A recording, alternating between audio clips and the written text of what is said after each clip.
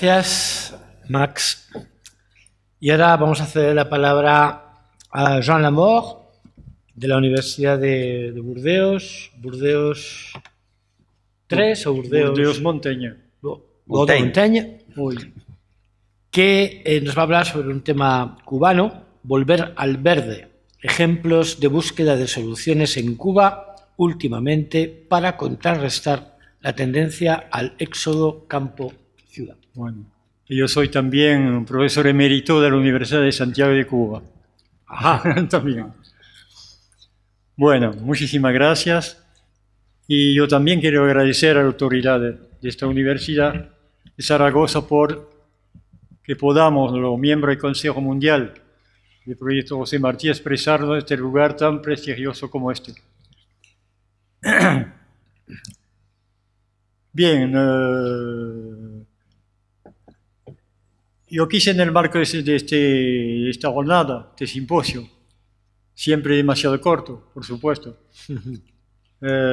dirigir un momento nuestra mirada hacia Cuba.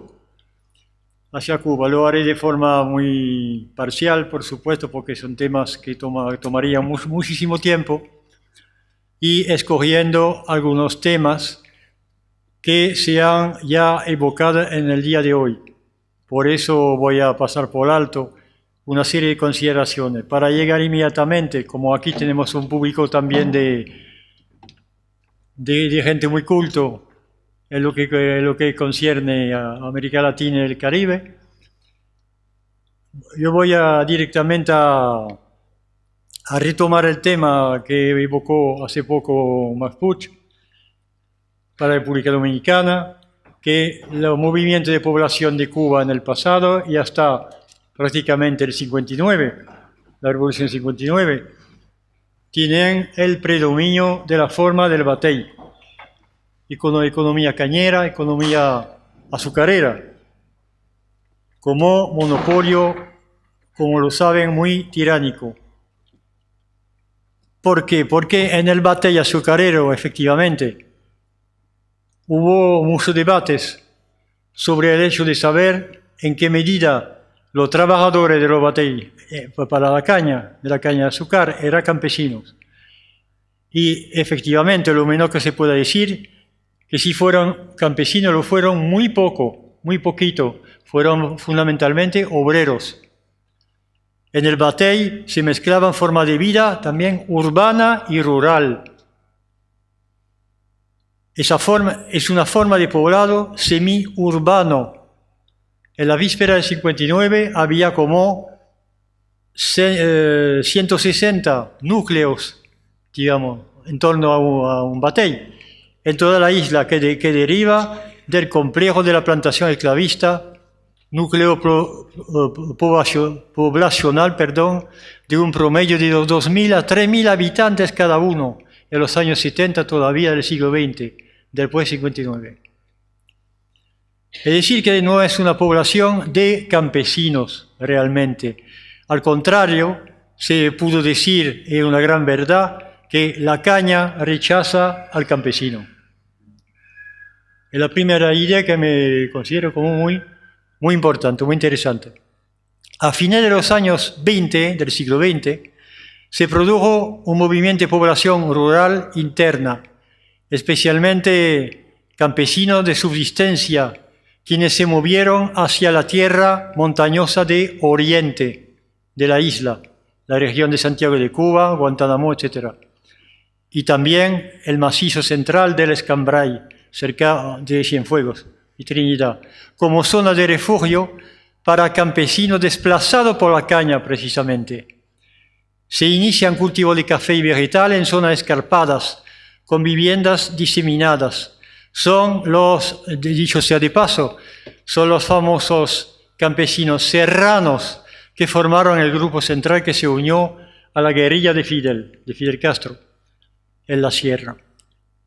Después del triunfo del 59, caña y ganado pasan mayoritariamente al sector estatal, a partir de la primera reforma agraria del año 60. El café y el tabaco siguen en manos de pequeños agricultores y en cooperativa. Y en 1980 los campesinos producen casi 80% del tabaco nacional y 60% del café.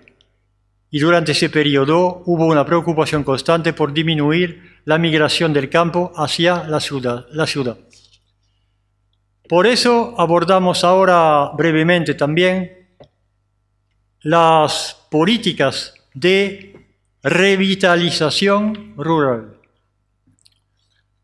Esto que acá acabamos de evocar no impide el hipercrecimiento de la capital, La Habana, en el siglo XX también. La población de La Habana aumenta todavía de 15% entre 1919 a un 20% en el año 53, en la época del Moncada, 53. En el mismo año 53, La Habana tiene 100.000 y un poco más habitantes, 7 veces la población que la sigue en tamaño, Santiago de Cuba, con solamente 160.000. Y en los primeros años de la Revolución sigue aumentando fuertemente el crecimiento poblacional de la capital, porque aumenta la fecundidad provisionalmente, va a bajar después, pero aumentó la fecundidad primero en los primeros años de la Revolución Fidelista. Se comprueban también toda una oleada de migración rural hacia la capital, porque la capital crea empresas que ofrecen empleos. Y un gran número, por ejemplo, de estudiantes becados que acuden a la capital. Y llegamos a un déficit agudo de mano de obra en el campo en los años 60. Esa fue la situación hasta el año 64, aproximadamente. El mismo Fidel expuso en aquellos años reiteradamente su preocupación por la forma, yo lo cito a él, por la forma parasitaria, decía él, en que vivía La Habana, la capital, con relación al resto del país. Y entonces él promovió y se adoptó una política definida como, cito, un mínimo de urbanización con un máximo de ruralización, dando prioridad a los pequeños centros urbanos en el campo. Entre el 59 y el 71, mientras el número de escuela primaria decrecía levemente en la capital, se triplicó el de las escuelas primarias rurales, que pasan de 4.800 a 12.000. Al mismo tiempo, se lleva a cabo la creación de una red de nuevas comunidades para modernizar las zonas agrícolas y contrarrestar ese aislamiento rural. Se dice que efectivamente más kilómetros de carretera se construyeron entre el 59 y el 72 que en todo el medio siglo de la República, desde 1902 al año 58. Así, la migración rural-urbana así ha sido poco a poco frenada. Urbanizar el campo, lo que no es una solución de toda forma, pero urbanizar, entre comillas, el campo y esfuerzo del gobierno para ruralizar, entre comillas, en cierto sentido, a la población urbana, con la búsqueda de formas de agricultura urbana, periurbana, etc. En la misma Habana, con el cinturón de La Habana, experiencia que no fueron siempre un éxito, al contrario, pero fueron los intentos de aquella época. Y a partir de los años 1990, después del famoso periodo especial que vivió Cuba, a partir sobre todo del año 94, se inicia una política de retorno al campo, de volver al verde, el lema que cogí. Cuba pasó de un periodo de migración masiva del campo a la ciudad a una tendencia hacia un retorno al campo. Yo no digo que sea un hecho todavía, una tendencia hacia un retorno al campo. Se dieron varias medidas en este sentido, especialmente la entrega de tierras en usufructo a 140.000 familias en el 2010, por ejemplo. Mejorar la alimentación en el campo durante el periodo especial. Y además el enfoque agroecológico de la agricultura, que era propio de conquistar la mente de unas cuantas personas, sobre todo de jóvenes. Por ejemplo, la agricultura trató de convertirse en un oficio interesante, operando lo que podemos llamar un cambio de imagen. Y eso es muy importante, es una cosa que se evocó hoy mismo. Los profesores, me acuerdo que hoy los profesores Puello y Saez hablaron muchísimo, por ejemplo, de lo subjetivo, la importancia de lo subjetivo, en la imagen efectivamente del campo en relación con la ciudad, por ejemplo. Entonces yo voy a pasar por alto toda la historia de las cooperativas para llegar a una serie de iniciativas de desarrollo rural después del 59.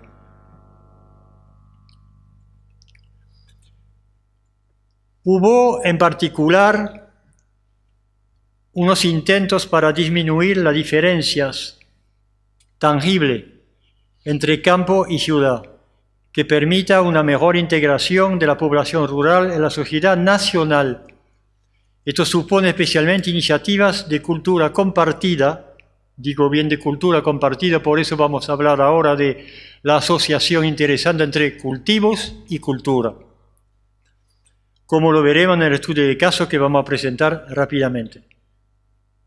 Para confirmar, bueno, y eso lo asociaré también a lo que dijo el profesor Puello hoy, del factor del ingrediente identitario en esa problemática.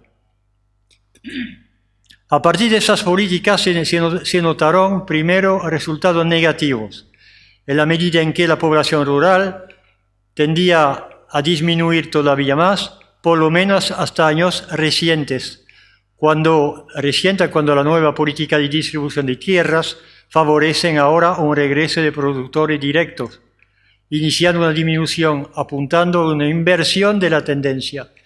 Este regreso al campo de cierta fuerza de trabajo se enmarca en un proceso que marca una toma de conciencia cada día más amplia en Cuba actualmente, en estos años actualmente, de recampesinación del espacio rural.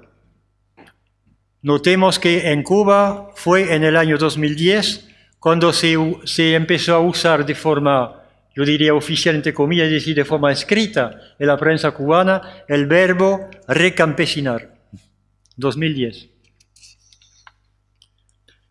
Para confirmar esa nueva tendencia se considera la necesidad de un nuevo patrón de estímulo que se puede resumir de la manera siguiente. Primero, el campesino aspira a ser, y eso también un concepto muy interesante, muy debatido en el pasado, el campesino aspira a ser un productor familiar. Se habla de agricultura familiar, en ese sentido, es decir, poseedor de una parcela de tierra en condiciones que tienden a transformarlo en un pequeño empresario rural, con autoconsumo alimentario para su familia, con la existencia de un mercado libre campesino y la seguridad social. Para que la tendencia se fortalezca, es necesario incluso que él mismo se vea en el campo con condiciones mejores que un trabajador urbano. Eso es muy importante. Es cierto que una temática fundamental ha llegado a ser la cuestión de la calidad de vida del campesino, la imagen, como yo decía, y no solo del campesino, sino también del habitante no campesino de las tierras rurales, que no se puede olvidar tampoco. Como lo decía, es también un tema interesante y actual que recorre la mentalidad en Cuba y la conciencia en Cuba actualmente, que es la agroecología. La agroecología como herramienta de liberación. Eso también es muy importante, porque se practica mucho, por ejemplo, en las cooperativas. La CCS, que es la nueva cooperativa ahora más difundida, que es la forma más simple de cooperativa, con pocas obligaciones, pero con servicios. Con servicio a la cooperativa organiza muchísimas sesiones de capacitación del campesino y del habitante rural. Capacitación en varios dominios. Muchos campesinos tienen hoy formación, capacitación y además dicen ellos que como han vivido y sobrevivido al periodo especial, pueden enfrentar cualquier situación. Y entre ellos la agroecología ha sido integrada como una herramienta de liberación. Se inventó, por ejemplo, los huertos organopónicos, que permitieron cultivar plantas en suelos pobres de espacios urbanos y periurbanos. Ahora la agroecología constituye una forma de trabajar y vivir en el campo que tiene muy buena acogida en los más jóvenes. Por ejemplo, la tradición del huerto familiar, el conuco, famoso conuco de antes. La tradición del huerto familiar o conuco ha tendido a perderse. Sin embargo, se trataba de cultivar y consumir productos saludables, sin aportes químicos. Y el conuco procuraba una dieta variada y sana a la familia y actualmente se recomienda el retorno a esa tradición. Entonces, abordamos el caso de la población joven, que es muy importante, sobre el cual concluiremos, pero antes yo quiero presentar en pocos minutos el caso. ¿Dónde está el? Aquí. Adelante. Y así. Atrás. Abajo. Allá. El proyecto Los Caminos del Café en Oriente Cubano. Y sobre todo, es un ejemplo que estamos viviendo actualmente, en que personalmente yo participé desde su fundación, su concepción, su realización, y que ahora es un proyecto que se está realizando en cooperación estrecha entre el gobierno de Cuba, a través del conservador de la ciudad de Santiago de Cuba, la Unión Europea, que ha financiado de forma muy interesante el proyecto, y un sponsor privado, pero ecológico, que es la Fundación de los Cafés Malongo, que estaba presente ahí. Y lo que nos interesa en el proyecto Los Caminos del Café, que es un proyecto cultural y turístico, de turismo cultural, por supuesto, de turismo inteligente, vamos a decir, entre comillas, es su impacto social también. Su impacto social sobre las poblaciones rurales que son estrechamente concernidas. Max Puche evocó la revolución haitiana a fines del siglo XVIII y efectivamente las emigraciones francesas a fines del siglo XVIII interesaron directamente en la región oriental de Cuba, Baracoa, Santiago de Cuba, Guantánamo, etcétera, con toda la Sierra Maestra, y después se extendieron, por supuesto, hasta La Habana y hasta la vuelta abajo, pero primeramente en Oriente Cubano. Se sabe que Cuba se convirtió entonces en uno de los mayores productores de café del mundo. Las haciendas del Oriente Cubano se organizaron como centro de vida semi-autártico.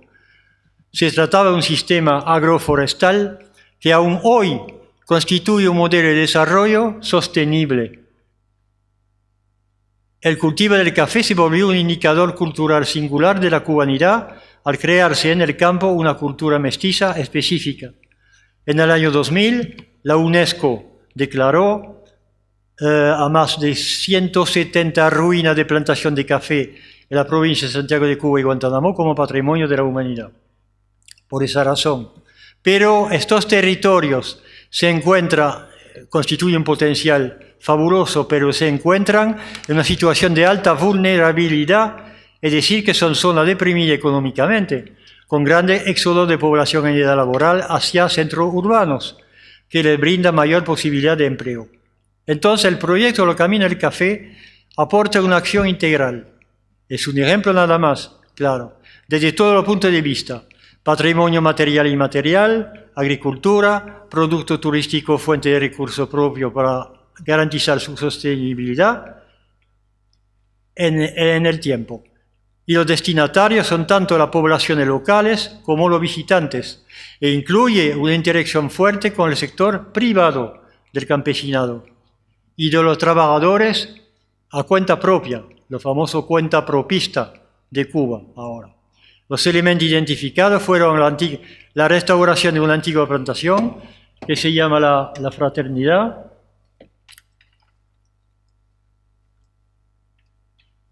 Lo paso rápidamente.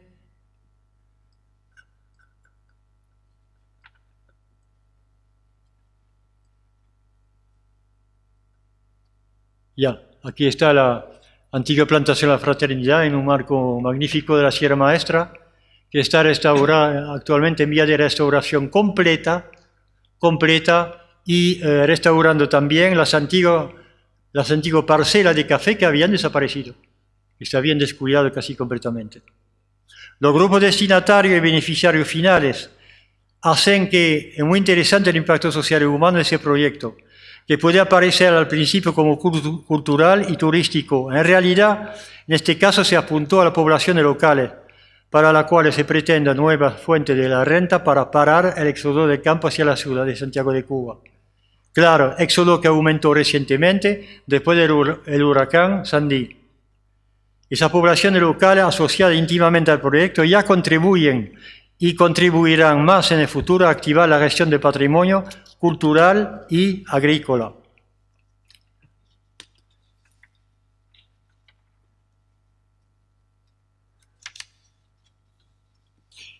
¿Cuál es el impacto esperado? Es el impacto del turismo asociado a la posibilidad de los lineamientos del país, primero, ha hecho que surjan servicios de transporte, restaurante, alojamiento en casa particular, etc. La acción actual se desarrolla según 3 ejes en paralelo: rehabilitación integral de los elementos componentes del proceso productivo y de la antigua casa, acueducto. Aquí se ve el trabajo, tarea de rehabilitación, acueducto, cultivo de café, etc. Lo importante es que se ha incluido una visión socioeconómica en la acción patrimonial. En cada actividad se trata de reforzar la sociedad civil y erradicar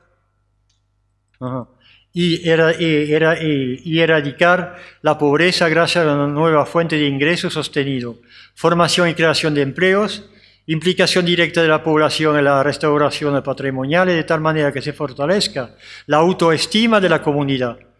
Los campesinos ellos mismos reciben capacitación, saben ahora de historia de su región, de su zona, de su territorio, sienten orgullo por su territorio y participan en la rehabilitación del patrimonio. Hay una cooperación estrecha con la cooperativa del lugar, que se llama la cooperativa Las Yaguas. Al mismo tiempo se está restaurando los cultivos. Aquí se ven algunas vistas de esas actividades donde se asocia a la población de forma estrecha, como se puede ver. Carretera, caminos, bueno, siembra de café, ahora de nuevo. De tal manera que las 3 o 4 CCS que están en la zona ahora se dedican completamente al café. Vamos a concluir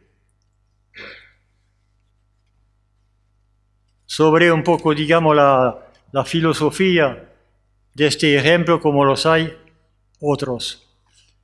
Yo diría que para el imaginario social es imprescindible que se rescate una verdadera mentalidad rural, conciencia rural, ampliamente afectada por los patrones de vida y consumo urbanos. Es necesario devolverle al sector agrario y más globalmente a la vida rural su identidad para garantizar su reproducción. Muchas veces los modos de explotación agraria anteriores han dejado en el medio ambiente huellas negativas, deterioro de los suelos, contaminación de las aguas, etc. Es decir, que ese rescate de una identidad rural debe ser acompañada por una mayor conciencia ecológica, lo que actualmente patente en Cuba, por lo menos desde los años 90. También muchos analistas recalcan las condiciones que son necesarias para recampesinar los territorios rurales. Esas condiciones no son solamente económicas, sino también culturales y psíquicas. Por ejemplo, una de las críticas que se ha hecho al decreto ley sobre el usufructo de la tierra es que se limita actualmente a 10 años el derecho de usufructo. Después del triunfo de la Revolución del 59, los hijos abandonaron la finca de los padres con aplauso de estos. Luego abandonaron la cooperativa. En el nuevo mundo que se abría, era como si no hubiera vida apetecible en la prosperidad, entre comillas, agraria. Con esa migración a la ciudad, no se van solamente los brazos para cultivar la tierra, se van también las tradiciones, toda una cultura. Por ello, recampesinar supone devolverles a los campesinos el apego por la tierra y para esto es preciso darle estabilidad, para que se pueda reconstruir una identidad basada en un apetito sano por el campo, ya no sinónimo de atraso, sino de innovación y de crecimiento. Y asociaciones en proyectos como este, por ejemplo, donde se asocia estrechamente cultura, historia y agricultura. Muchas gracias.